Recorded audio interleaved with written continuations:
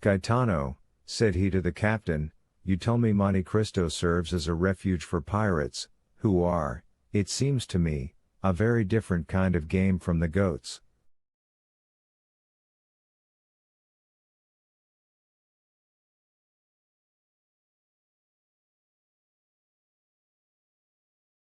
Yes, Your Excellency, and it is true. I knew there were smugglers, but I thought that since the capture of Algiers, and the destruction of the Regency, pirates existed only in the romances of Cooper and Captain Marryat.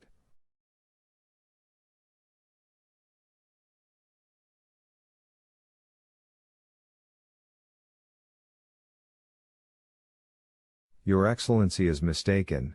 There are pirates, like the bandits who were believed to have been exterminated by Pope Leo XII, and who yet, every day, rob travelers at the gates of Rome.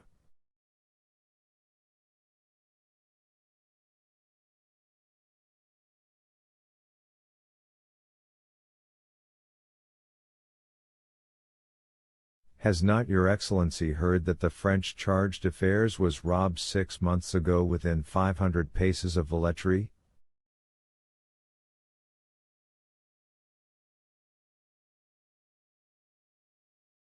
Oh, yes, I heard that.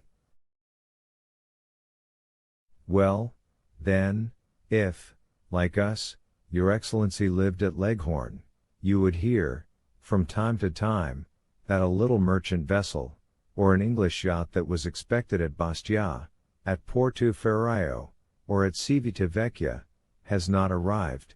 No one knows what has become of it, but, doubtless, it has struck on a rock and foundered.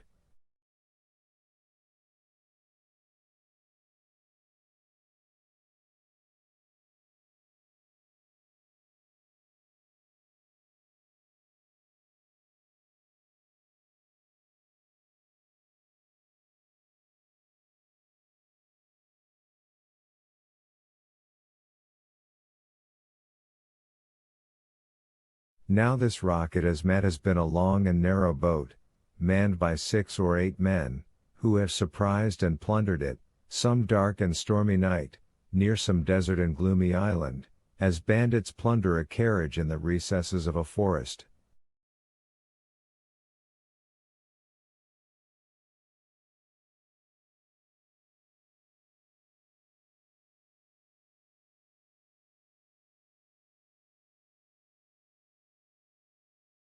But, asked Franz, who lay wrapped in his cloak at the bottom of the boat, why do not those who have been plundered complain to the French, Sardinian, or Tuscan governments?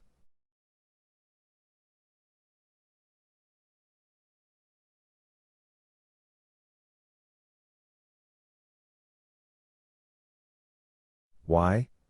Said Gaetano with a smile. Yes, why? Because, in the first place, they transfer from the vessel to their own boat whatever they think worth taking, then they bind the crew hand and foot, they attach to every one's neck a 24-pound ball, a large hole is chopped in the vessel's bottom, and then they leave her.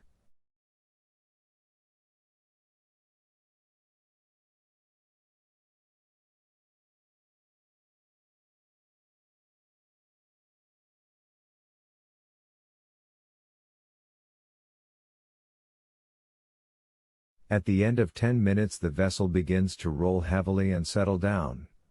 First one gun goes under, then the other.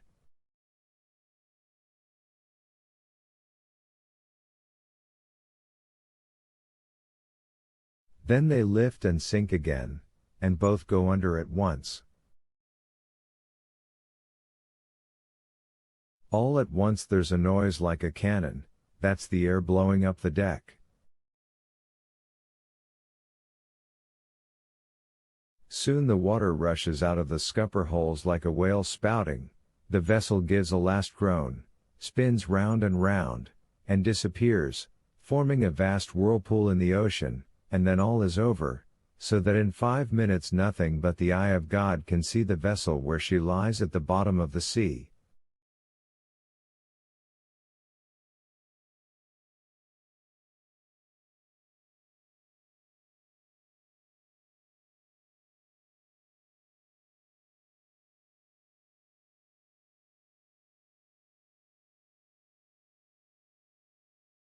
"Do you understand now," said the captain, "why no complaints are made to the government, and why the vessel never reaches port?"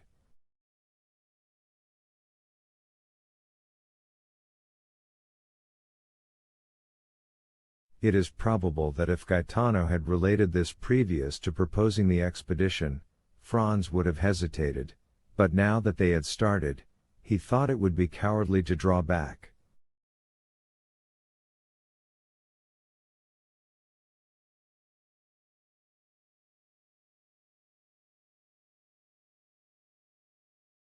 He was one of those men who do not rashly court danger, but if danger presents itself, combat it with the most unalterable coolness. Calm and resolute, he treated any peril as he would an adversary in a duel, calculated its probable method of approach, retreated, if at all, as a point of strategy and not from cowardice, was quick to see an opening for attack, and won victory at a single thrust.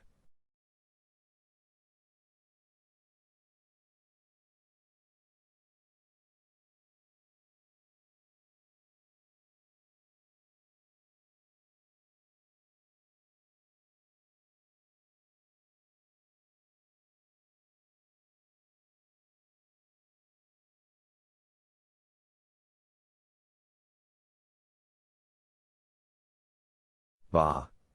said he, "I have traveled through Sicily and Calabria, I have sailed 2 months in the archipelago, and yet I never saw even the shadow of a bandit or a pirate."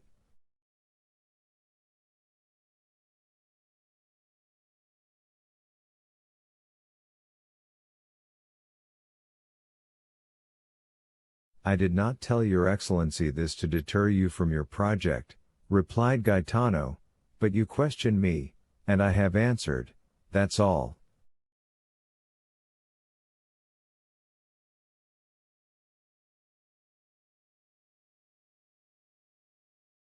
"Yes, and your conversation is most interesting, and as I wish to enjoy it as long as possible, steer for Monte Cristo."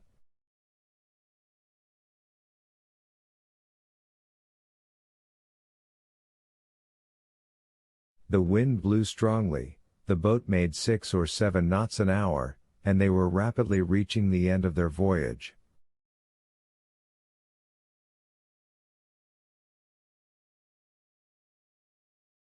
As they drew near, the island seemed to lift from the sea, and the air was so clear that they could already distinguish the rocks heaped on one another, like cannon balls in an arsenal, with green bushes and trees growing in the crevices.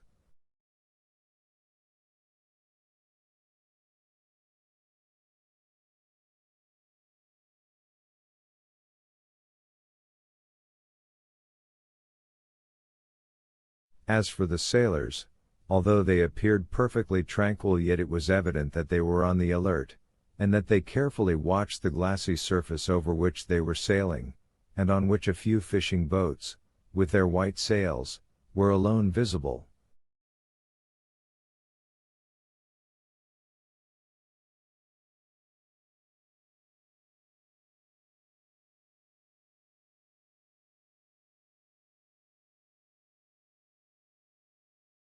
They were within 15 miles of Monte Cristo when the sun began to set behind Corsica, whose mountains appeared against the sky, showing their rugged peaks in bold relief. This mass of rock, like the giant Adamastor, rose dead ahead, a formidable barrier, and intercepting the light that gilded its massive peaks so that the voyagers were in shadow. Little by little the shadow rose higher and seemed to drive before it the last rays of the expiring day. At last the reflection rested on the summit of the mountain, where it paused an instant, like the fiery crest of a volcano, then gloom gradually covered the summit as it had covered the base, and the island now only appeared to be a grey mountain that grew continually darker. Half an hour after, the night was quite dark.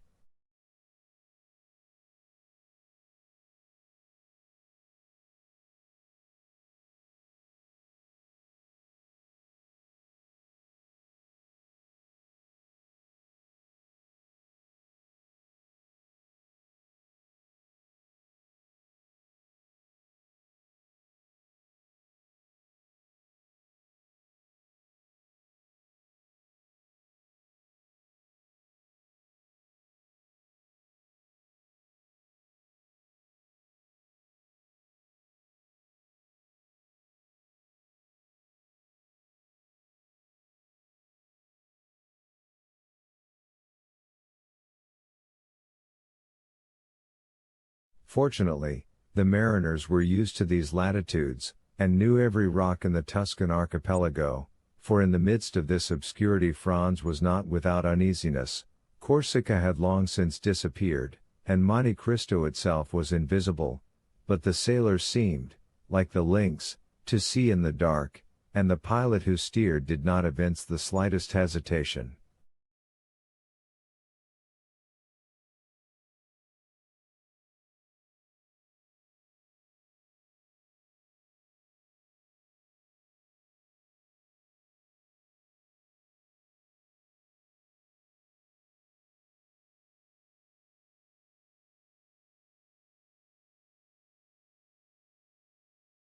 An hour had passed since the sun had set, when Franz fancied he saw, at a quarter of a mile to the left, a dark mass, but he could not precisely make out what it was, and fearing to excite the mirth of the sailors by mistaking a floating cloud for land, he remained silent.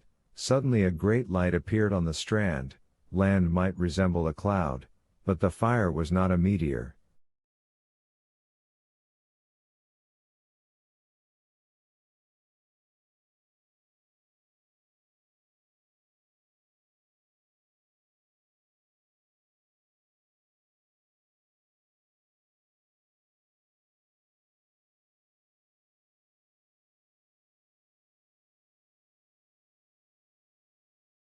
"What is this light?"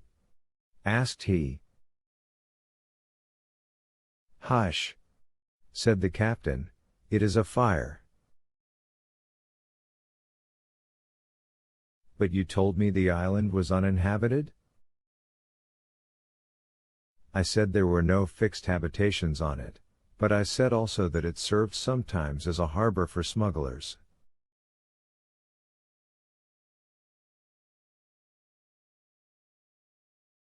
"And for pirates?" "And for pirates," returned Gaetano, repeating Franz's words. "It is for that reason I have given orders to pass the island, for, as you see, the fire is behind us."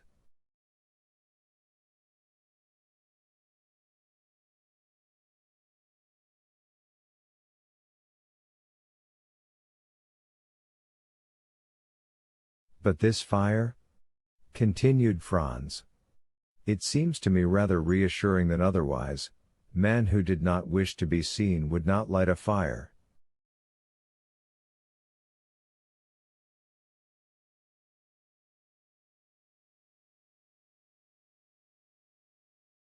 "Oh, that goes for nothing," said Gaetano. "If you can guess the position of the island in the darkness, you will see that the fire cannot be seen from the side or from Pinoza, but only from the sea."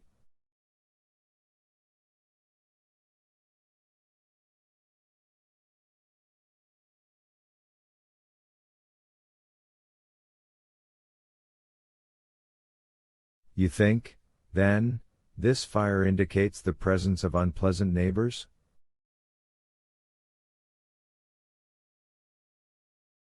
"That is what we must find out," returned Gaetano, fixing his eyes on this terrestrial star.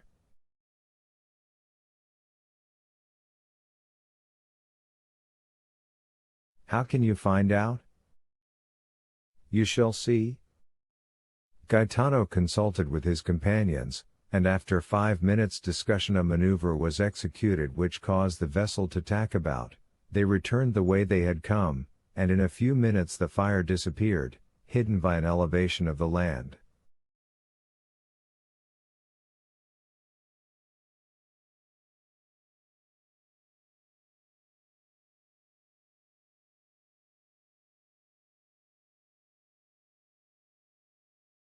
The pilot again changed the course of the boat, which rapidly approached the island, and was soon within 50 paces of it.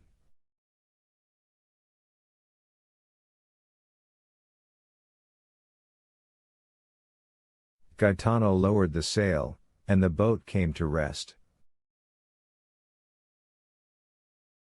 All this was done in silence, and from the moment that their course was changed not a word was spoken.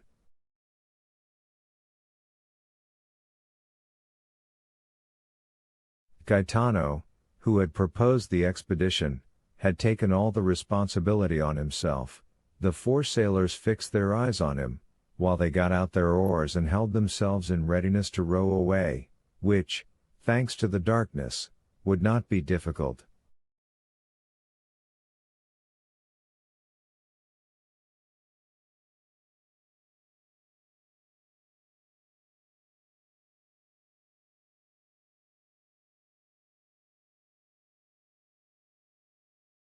As for Franz, he examined his arms with the utmost coolness. He had 2 double-barreled guns and a rifle. He loaded them, looked at the priming, and waited quietly.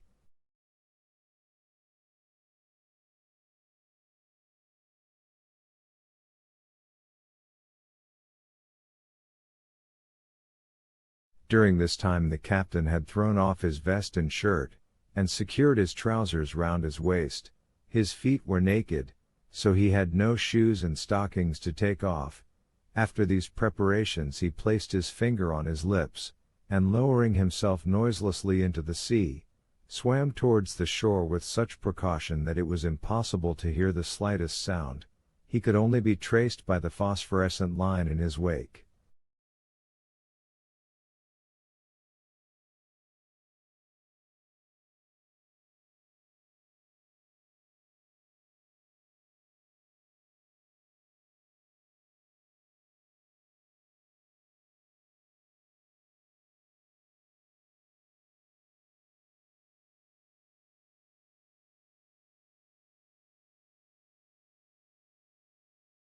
This track soon disappeared. It was evident that he had touched the shore.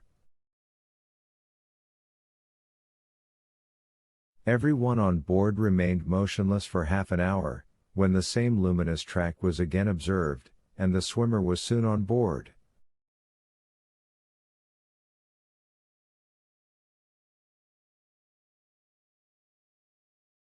"Well?" exclaimed Franz and the sailors in unison.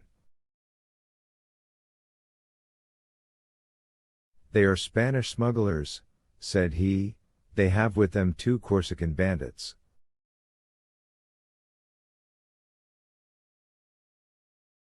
"And what are these Corsican bandits doing here with Spanish smugglers?" "Alas," returned the captain with an accent of the most profound pity, "we ought always to help one another."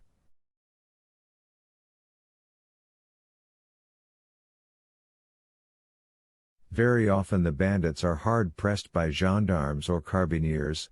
Well, they see a vessel, and good fellows like us on board, they come and demand hospitality of us. You can't refuse help to a poor hunted devil. We receive them, and for greater security we stand out to sea."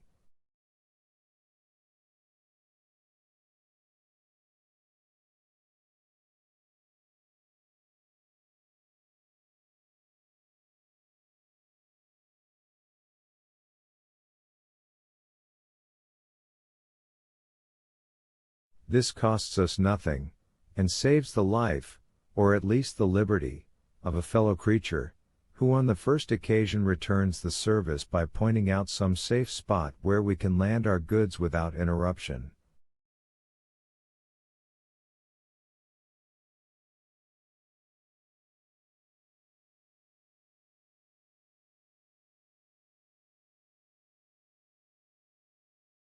"Ah," said Franz, "then you are a smuggler occasionally, Gaetano?"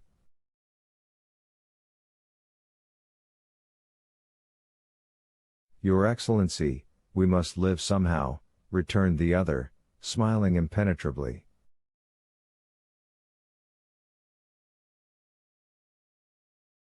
"Then you know the men who are now on Monte Cristo?"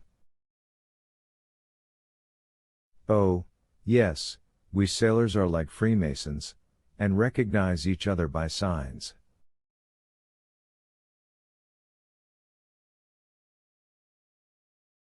"And do you think we have nothing to fear if we land?"